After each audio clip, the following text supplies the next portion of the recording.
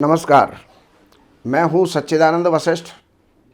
सज्जनों, हर वर्ष की तरह आने वाला 24 ये वृष राशि के लिए कैसा रहने वाला है, क्या क्या इसमें कष्ट होंगे, क्या क्या लाभ होंगे, कैसे कैसे हमें ये गुजारना है, क्या क्या उपाय हम करें, ये जानकारियाँ हम आपको देने का प्रयास कर रहे हैं।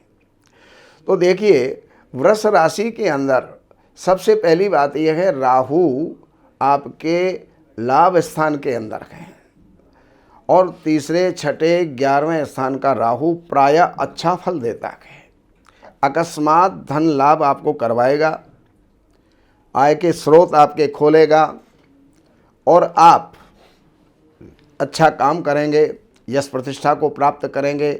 लेकिन यहाँ पर बैठा हुआ राहु एक जगह पर अगर सकारात्मक फल दे रहा है तो कहीं ना कहीं नकारात्मक फल भी ये देता है, और वो है आपके, अगर आप पढ़ने वाले हैं तो पढ़ाई के अंदर विघ्न डाल सकता है, पेट में तकलीफ पैदा कर सकता है और साथ साथ आपके दाम्पत्य जीवन के अंदर भी कुछ ना कुछ उथल पुथल मचा सकता है। इसलिए राहु का दान करें।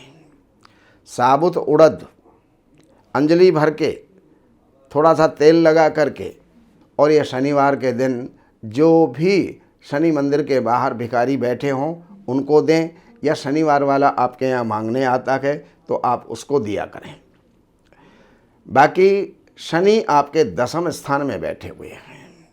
शनि आपके लिए बहुत ही उत्तम फल करने वाले हैं। 10वें स्थान में अपने राशि के मूल त्रिकोण के बैठे हुए हैं। आपकी अगर कहीं अभी तक नौकरी नहीं लगी है तो ये शनि आपकी नौकरी लगवा के रहेंगे। राजकीय कामों के अंदर आपको लाभ दिलवाएंगे, और अगर आप राजनेता हैं तो उसमें भी आपको जो है लाभ की प्राप्ति होगी, विजय की प्राप्ति होगी, आपको यश प्रतिष्ठा की प्राप्ति होगी। और अगर आप कुछ छोटे तबके के हैं तो राजनेताओं से आपको लाभ होने वाला है, राज्याधिकारियों से आपको लाभ होने वाला है। लेकिन ध्यान रहे, यही शनि चतुर्थ स्थान पर दृष्टि जाने के कारण और 7वें स्थान में दृष्टि जाने के कारण कुछ प्रॉपर्टी का विवाद पैदा कर सकता है, माता को कष्ट हो सकता है, बीमारी हो सकती है, और पत्नी से के साथ में कोई भी आपके जो है वैचारिक मतभेद आपका हो सकता है।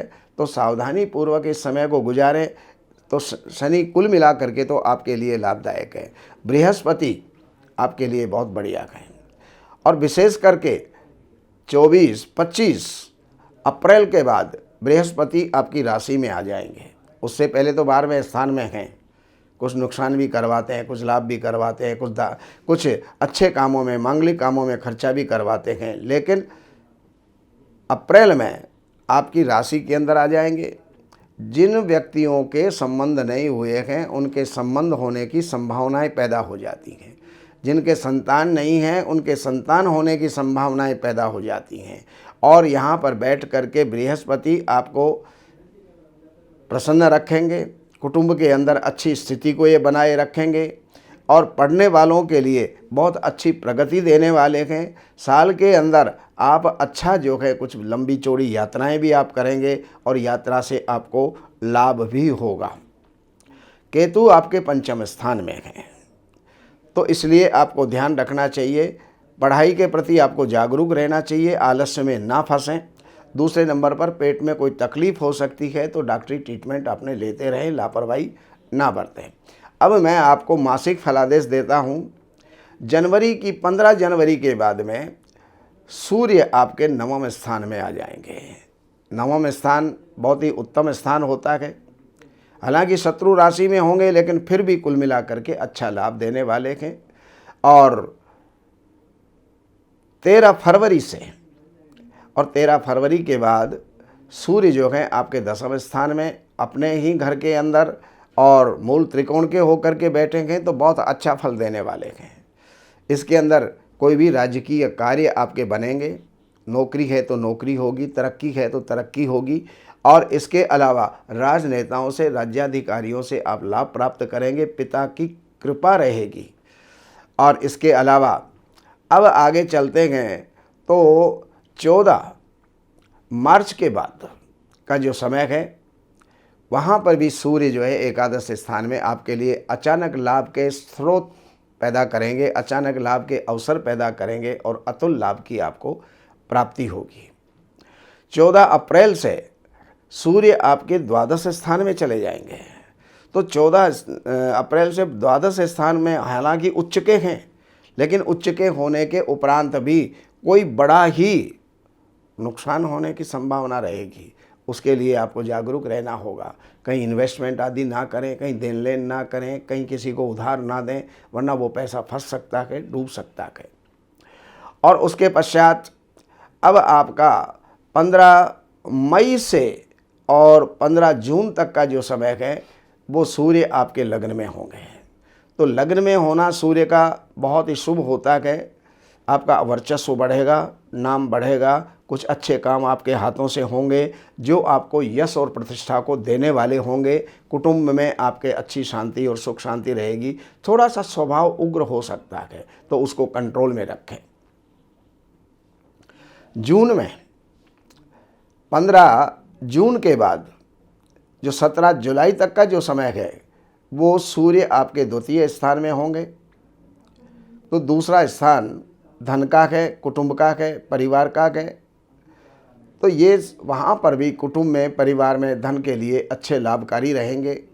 और उसके पश्चात भी जुलाई के अंदर भी 17 जुलाई से और 17 अक्टूबर तक 17 अगस्त तक का जो समय है वो भी आपके तृतीय स्थान में आपके पराक्रम को बढ़ाएंगे। कहीं ना कहीं आपको विजय दिलवाएंगे। भाइयों से जो है अच्छा सहयोग रहेगा। अच्छे मित्र आपके उस समय पर बन सकते हैं और लाभ का अवसर आपका रहेगा। 17 जुलाई से ये मैंने आपको बताया। अब 17 अगस्त से और 17 सितंबर तक का जो समय है वो सूर्य आपके चतुर्थ स्थान में होंगे। हालांकि चतुर्थ स्थान चिंताजनक होता है, लेकिन अपनी राशि में होने के कारण से यश, ख्याति, प्रतिष्ठा और ज़मीन जायदाद का जो है सुख ये आपको देने वाले हैं। कोई ना कोई ज़मीन की खरीद फरोख्त आप कर सकते हैं, कोई ना कोई वाहन आप खरीद सकते हैं और यश और प्रतिष्ठा की आपको जो है प्राप्ति होगी। 17 सितंबर से और 17 अक्टूबर तक का जो समय है वो पढ़ने वालों के लिए बहुत बढ़िया है। संतान जिनके होनी है उनके लिए बढ़िया है। और इस समय पर थोड़ा सा विद्यार्थी जो हैं क्रोध को छोड़ दें तो अच्छे अंक, अच्छी जो है सफलता आपको प्राप्त हो सकती है। 17 अक्टूबर से लेकर के और 17 नवंबर तक का समय आपका बहुत बढ़िया है। छठे स्थान में सूर्य हैं, शत्रुओं का विनाश करते हैं, रोगों का विनाश करते हैं, कर्जों का विनाश करते हैं। और उसके पश्चात 16 दिसंबर से लेकर के और वर्षांत तक आपके जो है सूर्य ये छठे स्थान में रहेंगे। उसके बाद में फिर ये जो है आ जाएंगे आपके सप्तम स्थान में। और सप्तम स्थान का जो सूर्य होता है वो है तो ये मित्र राशि के अंदर, लेकिन मामूली कुछ क्लेश उत्पन्न कर सकते हैं पति पत्नी के बीच में। अगर कहीं कोई रिश्ता हुआ है तो उसमें कोई ना कोई दरार, कोई ना कोई विघ्न जो है ये पड़ सकती है। तो सूर्य की उस समय पर शांति करें, सूर्य का दान करें। गेहूं का दलिया और गुड़ जो है ये गाय को उस समय पर दें और सूर्य की आराधना करें, सूर्य को अर्घ देवें। तो ये वर्ष का जो निचोड़ था, जो हमारे समझ में आया, ज्योतिषीय गणना के अंतर्गत जो आता है वो हमने आपको देने का प्रयास किया है। इसका आप लाभ उठाएं और बाकी फिर आगे के हर महीने का रिजल्ट आपके सामने आता रहेगा। उसको आप देखते जाएं, सुनते जाएं, समझते जाएं, लाभ उठाते जाएं। बाकी और कोई जानकारी की आवश्यकता है तो इन नंबरों पर संपर्क करके, कार्यालय से अपॉइंटमेंट लेकर के, कार्यालय की सेवाएं अर्पण करके और जो भी आपको जानना है वो जान करके लाभ उठा सकते हैं। नमस्कार।